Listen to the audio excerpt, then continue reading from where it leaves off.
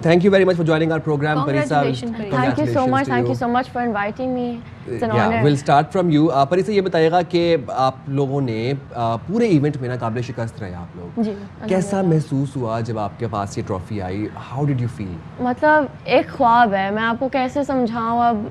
एक third world country से आना और इतनी दूर ट्रैवल करना और फिर उसी मोमेंट में जैसे ही बजर बजा ना ज़ीरो, मतलब आंसू आने लगे, सब लोग सजदे में गए because it's such a big thing and the only thing you can do in that moment is like, you know, thank Allah and be like so shukr guzar of everything that you have.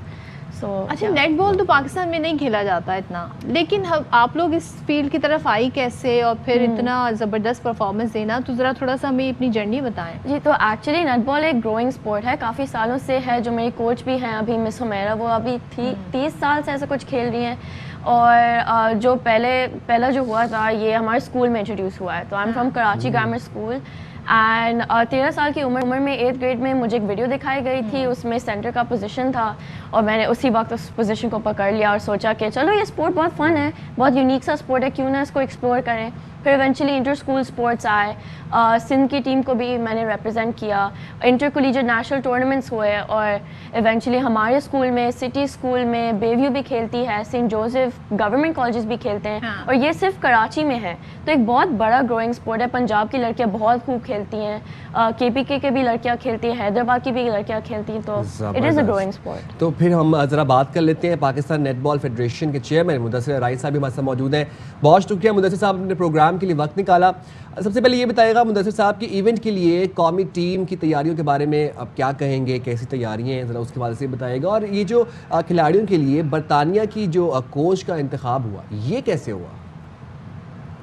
بسم اللہ الرحمن الرحیم. السلام علیکم. سب سے پہلے میں year وائک کا شکریہ ادا کروں گا کہ آپ لوگوں نے انوائٹ کیا, اور بتاتا چلوں گا کہ پاکستان نیٹ بال فیڈریشن نے یہ جو کوچ ہائر کی برطانیہ سے, بیسیکلی یہ جو ہے کامن ویلتھ گیمز کی گولڈ میڈلسٹ ہیں, انگلینڈ کی کیپٹن رہی ہیں, اور ورلڈ کپ جب انگلینڈ جیتا تھا تو ان کی یہ کیپٹن تھی, اور ان کی پرفارمنس جو ہے بہت ہی اچھی, بہت آؤٹ اسٹینڈنگ تھی گلوبلی. تو ہم نے یہی اس میں سوچا پاکستان نیٹ بال نے کہ اچھے سے اچھا جو کوچ ہم ہائر کریں تاکہ پاکستان کے لیے بہتر ہو, اور اس کے لیے ہم نے ان سے رابطہ کیا اور ان کی خدمات حاصل کی. جہاں تک تیاریوں کا سلسلہ ہے, ہم تقریباً 1 سال سے اس کی تیاری کر رہے تھے اس ایونٹ کے لیے. اس کے اندر بہت ساری ہمیں مشکلات, پریشانیاں آئیں ٹریننگ کے لیے, فائنینشیل پرابلم رہا, مگر الحمدللہ کہ ہم نے گول اچیو کیا, پاکستان کا نام روشن کیا. یہاں تک کہ لاسٹ مومنٹ میں جب ٹریولنگ ہماری شروع ہونے لگی تھی تو ایئر اسپیس بھی بند ہو گیا تھا ابو ظہبی, دبئی کا, تو فلائٹ کینسل ہو رہی تھی, اور ایک دم ایئر اسپیس کھلا اور ان کو لے کے ہم فوراً پھر کوریا کے لیے نکلے اور الحمدللہ وہاں پہنچے, محنت کی, میچز جیتے. اچھا مدثر صاحب, زیادہ تر لڑکیاں UK میں رہتی ہیں, تو یہ ٹیم کی تشکیل کیسے ہوئی؟ کچھ لڑکیاں ادھر سے, کچھ UK سے, تو کیسے ٹیم کمبینیشن کیسے بنا؟ لیکن اس میں ایسا ہے کہ یہ ساری آل گرلز پاکستانی ہیں, they have a Pakistani passport, اور ان کی نیشنلٹی پاکستانی ہے. یہ پاکستان نیٹ بال میں رجسٹرڈ ہیں, اور انہوں نے لاسٹ ایئر اسلام آباد میں نیشنل چیمپئن شپ کھیلی, وومن نیشنل چیمپئن شپ, جہاں پہ پاکستان آرمی, پاکستان وابڈا کی ٹیم کو بھی شکست دے کے یہ پہلی پوزیشن حاصل کی. ان سب کی سلیکشن ہوئی اور یہ پاکستان نیٹ بال فیڈریشن میں رجسٹرڈ ہے, اکیڈمی بھی, اور یہ بچیاں بھی.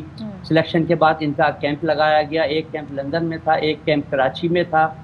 دونوں کیمپ چلتے رہے, اور کوچز کی نگرانی میں وہاں پہ جو فورن کوچ تھے, پھر ان کی مکس ٹریننگ بھی کرائی گئی.